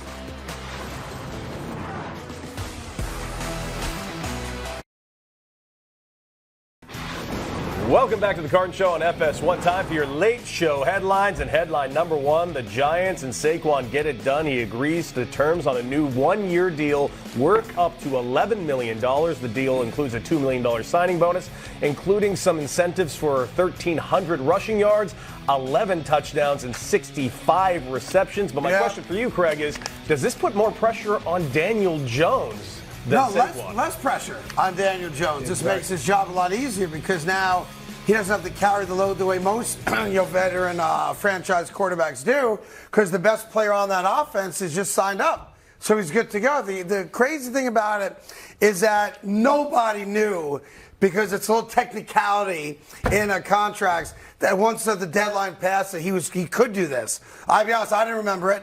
And I know Edgar and James did it a number of years back. But here's the deal. I don't understand why Saquon didn't at least make the Giants sweat a little bit.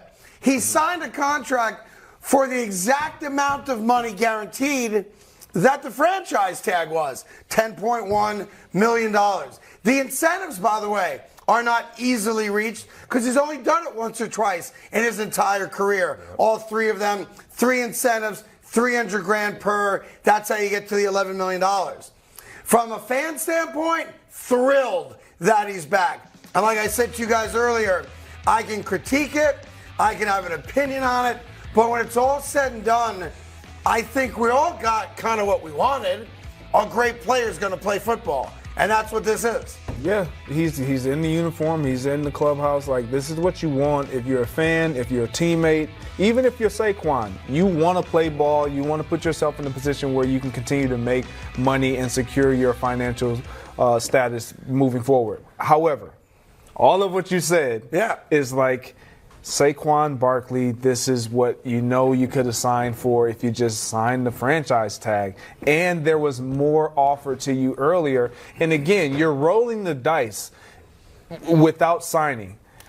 If you're going to roll the dice and not sign a deal that was going to guarantee you more money than what you just had or just signed for, make them sweat. Yeah, I mean, it seems like to me, he talked in that podcast he did about his relationship with the owners of the Giants and how they told him how much they wanted him there, and he kind of felt like they maybe stabbed him in the back a little bit by franchising him.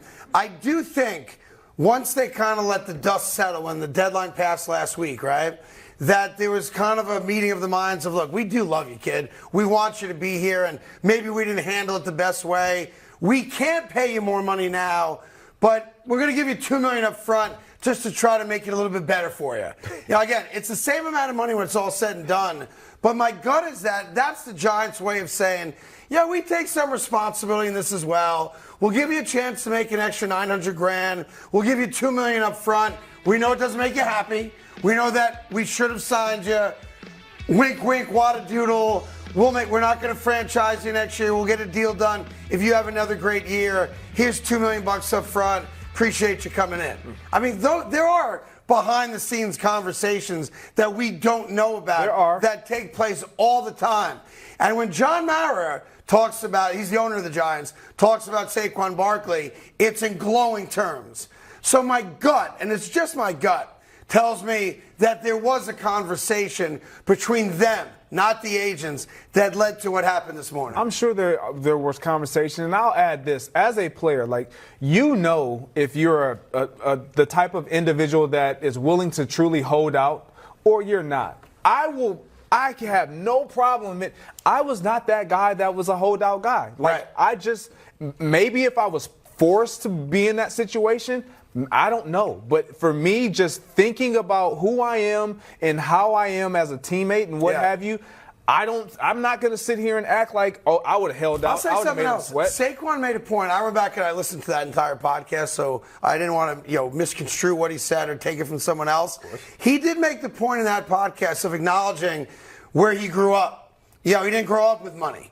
And recognizing that while it's not what he wanted, for him to say no to $10 million wouldn't be doing the right thing based on the people that supported him and raised him in lower than average economic situation. So there is an aspect to that where I give him a lot of credit that he didn't forget that. And that walking away from $10 million guaranteed wouldn't have been right for the 5-year-old Saquon Barkley. And I respect that. Only thing I will say about the incentives, how come they didn't lower the incentives to 1,100 yards? Right. 45 catches. Great question. Something like that.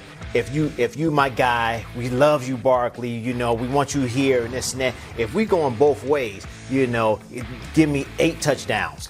How come they never lowered that so he can get those incentives? That's a great question. That's my thing. If you on my side, you love me, and you want me to be here at camp, and you want me to come in and be all right, and everything's gonna be okay. How come you didn't do that? How come you made it like that? Where that's to me, that's kind of tough. Yeah, and I'll tell you what Timmy's alluding to right there his best rushing year as a pro was 1,312 yards.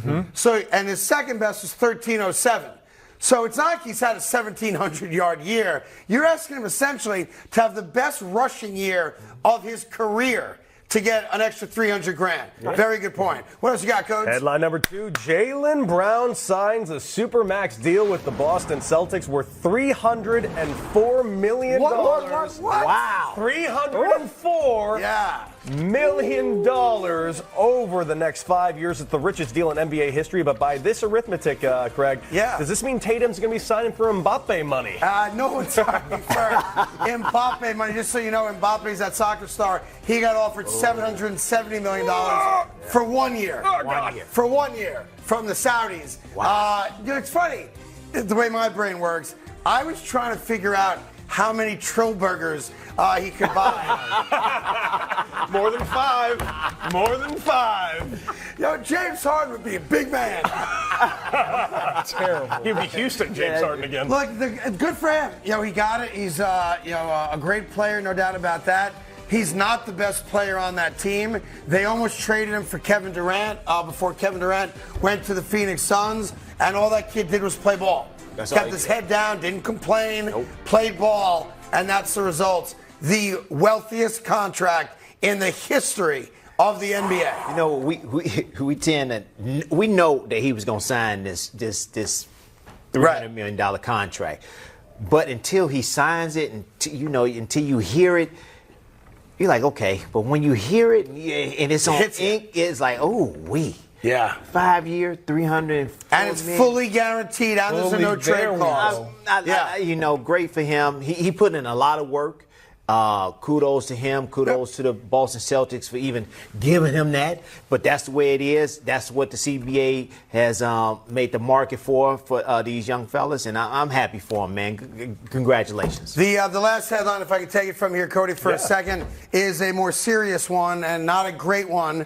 LeBron James' son, Bronny James, who, as you know, is enrolled at USC to play basketball and study and get an education at USC, suffered a cardiac arrest yesterday morning at about 9:20 in the morning. A 911 call was made from the USC campus to EMTs. He was unconscious at the time the call was made. He was revived. He was taken to a local hospital. He was originally in the ICU. He is now out of the ICU and is in stable condition. But concerning news, of course, just as a human being, that LeBron James' son, Bronny James, who's set to begin his freshman year at USC, is currently in the hospital in stable condition, having suffered a cardiac arrest situation while playing basketball in the USC gyms. If anything develops in that story throughout the day, of course, we'll have it right here on FS1. But for the time being, prayers and thoughts go out to the James family. More FS1 right after this.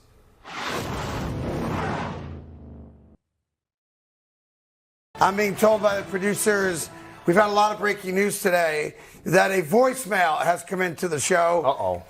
Can you guys play it? I do not know what this is. Apparently it's Aaron Rodgers calling me again. Play the voicemail, guys. Go ahead. Hey, Craig, just letting you know that before training camp starts, every day all the Jets players and coaches gather around and watch the Carton Show for inspiration. Nice. Unless Greg Jennings is with you, then we just watch the Barbie movie. And it's so funny. Anyway. You see that we are starting the season in those sweet legacy white jerseys? Yeah. Since you are basically a member of the team, we decided that you deserve a jersey, so I sent you over one of mine. Please don't sleep in it. That would be weird. Yes, that would. Nice. Where is it? Look at this. Troy is here. Oh, look at that. That's right. The jersey that the New York Jets will be wearing week 1 against the Bills and week 4. That's hot, right? That's nice. Yeah. That's the Chiefs? What happened? Is that the Chiefs? What do you mean, is that the Chiefs? In week 4. Is that the week Chiefs? 4? Listen, we played the Bills in week 1. We're not counting our eggs yet, kiddo. Just so you don't know. 1 week at a time. Yes. I mean, some guys just look good in jerseys, some guys don't. We should probably just try it on just to see which kind of guy I am. No, it's pristine. I'm not going to do that. Smart move. I'm going to. Plus, I got makeup on. Right. Can't get it dirty. Right. Can't get it dirty. We'll just leave it right there for the next 9 months. That's all. Hey, before we get out of here, as always, we like to leave you with a little something that we call a like it or a spike it. You guys ready to go? Yes, sir. All right. The Los Angeles Dodgers are giving away an exclusive Dodgers jersey. It's the Kobe Bryant jersey. Yeah. I gotta be honest. I find this distasteful. Why? I spike it. What about you guys? I'm spiking it. Let's do that with the Los Angeles Lakers in their building with their fans. No. Why give it to a Dodgers fan? No. It's LA Sports, I like it. You're paying homage to Kobe Bryant. I don't like it. I spike it. No. As a guy that's from LA, trust me. No. You put it in the stadium where they play basketball. Magic Johnson is a co-owner of the Dodgers. No, it doesn't matter. Oh, come on. That's a bad PR move on me. I agree. I think a cheesy attempt to use Kobe's name. All right, number 2. 42-year-old Jason Richardson can still throw it down. Ooh. He's a former dunk champion, as you know. Like that or spike it? I like that. Yes, that looked like he jumping off that trampoline. Slam ball. He still got it. He still got it. That's 42 years old. Getting up like that. Throwing it down two-handed reverse. His knees are still good. His knees are good for now. Greg, like that or spike that? I love that. I like it a lot, man. 42 years old, getting up, reverse alley-oop. Give me some of that. Put him back in the dunk contest. By the way, I'd like to see a dunk contest of guys that played in the 80s. That's the thing I want to bring back. So great. How great would that be? Imagine like Dr. J. Duncan with Larry Bird. No. Moses Malone. Larry Bird. Yeah. Just knees crackling everywhere. That'd be like the greatest thing ever. Yeah, I'd love to see that. All right, another one for you. Little putt-putt golf tournament. Mini golf.